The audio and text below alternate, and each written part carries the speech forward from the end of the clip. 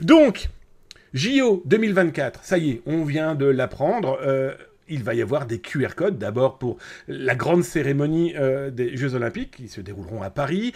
Bien sûr, ensuite, pour pouvoir se déplacer sur les différentes zones des Jeux Olympiques, les fameuses zones sécurisées.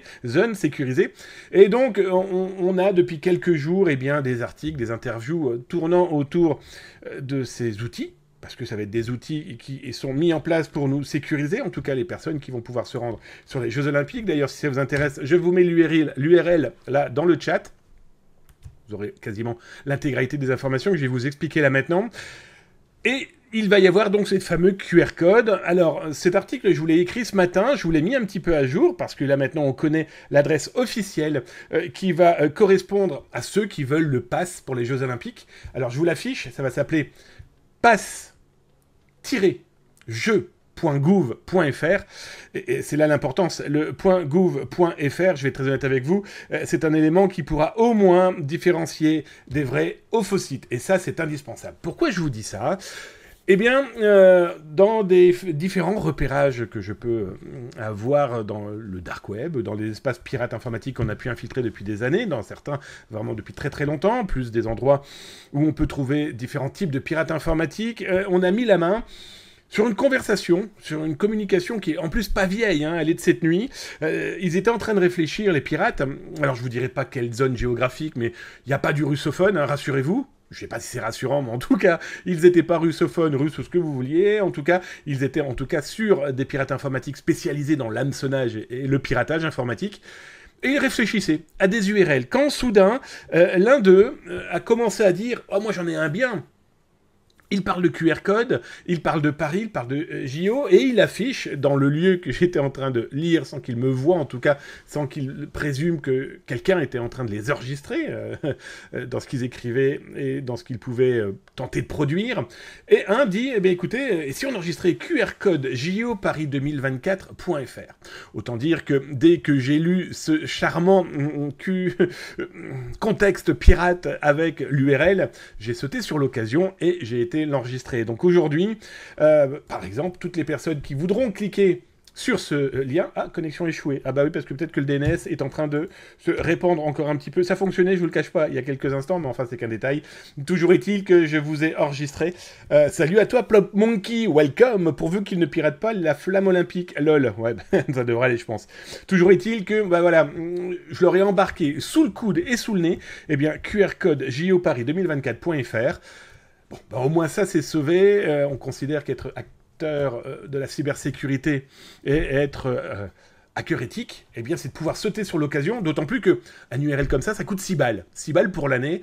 Au moins, on aura protégé les plus fragiles.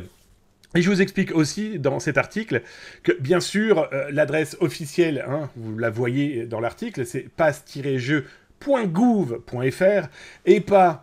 comme je vous les ai mis là, pass-jeuxgouv.fr ou encore pagejeuxgouv.fr ou encore pass-jeuxgouv.fr, etc., etc. Donc c'est super important aussi, eh bien, de prévenir nos aînés, nos amis, nos collègues, potentiellement des copains qui viendraient de l'étranger, qui souhaiteraient en savoir un petit peu plus. Envoyez-les sur ces articles. Et puis surtout, sur les sites officiels, je vous ai mis les adresses. Alors, je vous ai mis aussi, bien sûr, d'autres éléments intéressants, je pense, par rapport à toutes les technologies qui vont être mises en place. J'ai reçu beaucoup, mais alors vraiment beaucoup de mails. C'est simple, ce matin, j'étais sur une centaine par rapport à la biométrie, entre autres, pendant les Jeux Olympiques. Et les QR codes. Et ce qui est fou, c'est que ce matin, le préfet de Paris a été interviewé sur France Télévisions, et derrière lui, ça a affiché des QR codes. D'ailleurs, vous avez les QR codes ici. Et c'est là le danger des QR codes. Attention, alors pour ceux proposés par le gouvernement, il n'y aura pas de risque. Pour ce qui est des QR codes, d'autant plus s'ils sont dynamiques, mis en place par des entreprises et autres, attention, danger. Un exemple très concret, donc pendant l'interview du préfet, derrière lui, passait en fond d'écran, en fond d'image, des QR codes. Alors vous doutez bien, je suis pas né de la dernière pluie, dès que j'ai vu ça, je suis allé regarder à quoi ça correspondait. Bon bah c'est simple, hein. À droite nous avions un office de tourisme d'une ville espagnole, et à gauche, on sait pas. On sait pas. C'est une vidéo privée sur YouTube. Ah. Le problème, Le problème, c'est que potentiellement ce QR code va être réutilisé, cette vidéo va être réutilisée, et peut-être que quelqu'un va changer la vidéo, ou en tout cas ne plus la mettre en privé. Elle est peut-être nauséabonde, voire très désagréable. Pourquoi je vous dis ça? C'est que méfiez-vous des QR codes dynamiques, surtout pendant les Jeux Olympiques, mais un petit peu tout le temps quand même, hein. Oui, comme je vous l'explique dans l'article, un QR code dynamique, ça se modifie. Pas le QR code noir et blanc, pas les petits carrés. Ça, c'est voilà, c'est posé, ça ne bougera plus. Non, mais l'information qui est cachée derrière peut être modifiée quand c'est un QR code dynamique. Oui, on peut modifier l'URL. Alors c'est pour ça que quand j'ai cliqué tout à l'heure sur ce lien, c'était spoiler l'information avant que vous puissiez la voir. Bon, bien sûr, ça ne va pas s'afficher au moment où je le souhaiterais. Je vous mettrai le lien. Dans tous les cas, vous retrouvez le lien dans l'article. Bah, ça vous explique comment un QR code peut être modifié quand ce dernier est dynamique. Et un pirate informatique pourrait clairement s'intéresser à savoir qui diffuse des QR codes dynamiques et s'attaquer non pas au QR code que vous avez dans la rue, sur des affiches, 4x3 par exemple, totalement officielles. Non, il va s'attaquer à la page d'administration du QR code. Et s'il arrive à mettre la main sur le login et le mot de passe de celui qui a créé le QR code, lui n'aura plus qu'à modifier l'URL cachée derrière le QR code.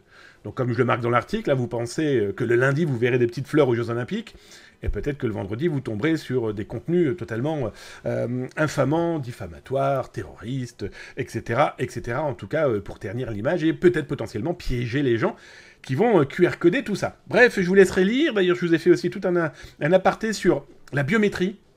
La biométrie, il faut savoir qu'en France, non, les caméras de vidéosurveillance n'iront pas flasher vos tronches. Non, vous n'aurez pas la biométrie faciale, et donc l'interception des informations. La caméra va servir un peu comme dans les pharmacies. D'ailleurs, je vous ai mis l'URL. Il y a des officines, des pharmaciens qui utilisent un peu la même technologie, mais à leur niveau. Ça filme un endroit, et si jamais il y a un mouvement inapproprié, la caméra alerte. Et bien pour les Jeux Olympiques, ça va être exactement pareil. Une foule non prévue, etc., etc. Donc c'était juste intéressant quand même de le rappeler, parce que les rumeurs, les bruits agissent de plus en plus. Des informations et des informés, faire peur est aussi une technique de guerre numérique, donc voilà, vous pouvez laisser passer un petit peu ce genre de choses. J'ai fait 2-3 rappels aussi, les JO sécurisés, et je vous ai rappelé par exemple Yesouiak, qui avait lancé il y a 2 ans, il y a 1 an, l'année dernière, un bug bounty autour des Jeux Olympiques. Bon, je vous ai rappelé 2 petits faits d'armes de Zataz. En 2018, on avait déjà, nous, alerté l'ANSSI, l'Agence nationale de sécurité des systèmes d'information, avec 18 failles découvertes dans des espace des Jeux Olympiques, et au mois de mars 2023, etc., etc. Mais je voulais partir sur un élément positif. Alors, comme je vous le disais, je suis ambassadeur Intel, mais là, ça n'a strictement rien à voir. J'en parle parce que j'ai eu l'information, et je trouve ça plutôt intéressant, et Intel a mis énormément d'outils cette année pour les Jeux Olympiques avec l'intelligence artificielle. Je vous laisserai aller jeter votre œil et lire les articles sur ce sujet.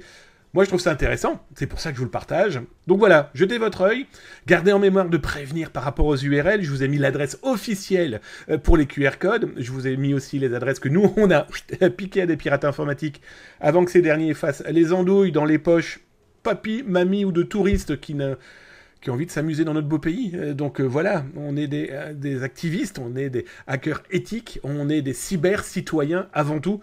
Donc si on peut le faire, on le fait et on protège les autres.